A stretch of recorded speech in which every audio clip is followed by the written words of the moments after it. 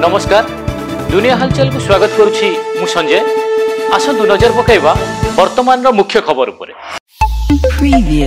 Cuttack जोब्रा barrage निकट रे कुन्नी झील उपर मारिगला हाइवा ट्रक। से निज मौसांक सह बाइक रे जाउथवा बेले हाइवा बाइक टी को धक्का दी कुन्नी झील उपर चढ़ी जाइतिला। घटनास्थल रे मालगोदाम थाना पुलिस दुर्घटनाग्रस्त हाइवा को अटक रखी घटनार तदंत जारी रखिछि। पूरी श्रीमंदिर रे महाप्रभुंक दर्शन लगी श्रद्धालुंक भिड़ लगी रही बेले लोकारण्य हो उठी बड़दाण्ड एवं प्रबल भिड़ जो सिंहद्वार सम्मुखें थिबा ब्यारिकेड को भांगी देइछन्ति श्रद्धालु।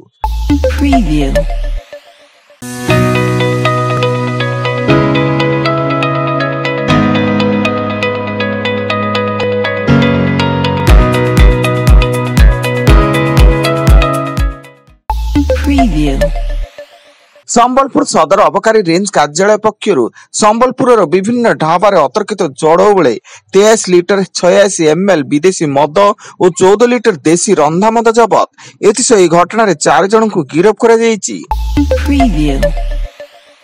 बलांगीर तुलसीनगर रे अभावनीय घटना। नुआ वर्ष सेलिब्रेशन कार्यक्रम चलतिया बेले 2 जन दुर्बृत्त बाइक रे आसी गंडगोल करबा सह खंडारे आक्रमण करथिले। एथिरे 2 जन गुरुतर होई भीमभूई मेडिकल रे भर्ती। गंजाम जिला रंबा थाना गंडापल्ली ओडीआरपी कॉलोनी रे अघटन जीरो नाइट सेलिब्रेशन बेले दुर्बृत्तक गुली माड़। एथिरे 4 जन गुरुतर होई ब्रह्मपुर एमकेसीजी मेडिकल रे भर्ती थिया बेले घटनास्थल रे पुलिस रो तदंत जारी।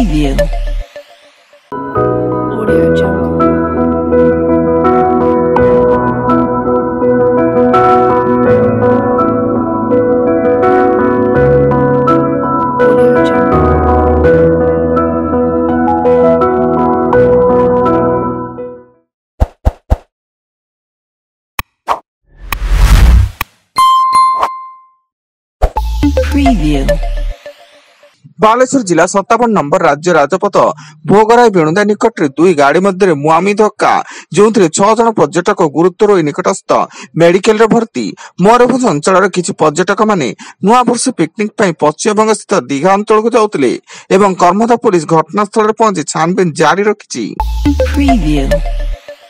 विदाय नहीं 2024 नुआ आशा और नुआ उद्दीपना नहीं पाद थापी नुआ वर्ष 2025 सबुठी चली नुआ वर्ष सेलिब्रेशन। एई अवसर रे आज देशवासी को शुभेच्छा जणाइछन्ति राष्ट्रपति द्रौपदी मुर्मू, प्रधानमंत्री नरेंद्र मोदी, मुख्यमंत्री मोहन चरण माझी एवं बीजेडी सुप्रीमो नवीन पटनायक।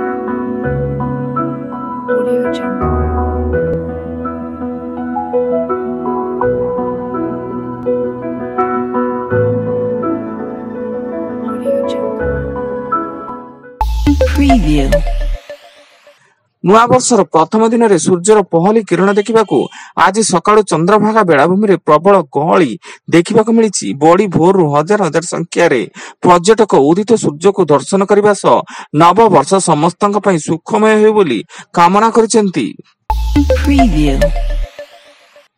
उत्तर भारत में प्रबल ठंडा सह घन कुहुड़ी शीतर लहर जो तापमात्रा ह्रास पाइबार लगी।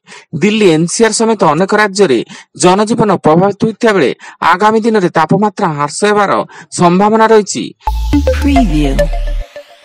एवं उत्तर प्रदेश लखनऊ नाका अंचल स्थित होटेल शरणजीत रे गोटे परिवार मां और 4 भौणी को हत्या कला पुओ। घटना पर पुलिस तुरंत अभियुक्त पुओ अर्शद को गिरफ्त करता बेले समस्त आग्रा अंचल बोली सूचना। वर्तमान पाई एतिकी अधिक न्यूज अपडेट्स पाई विजिट करंतु आम वेबसाइट www.duniyahalchal.in। धन्यवाद।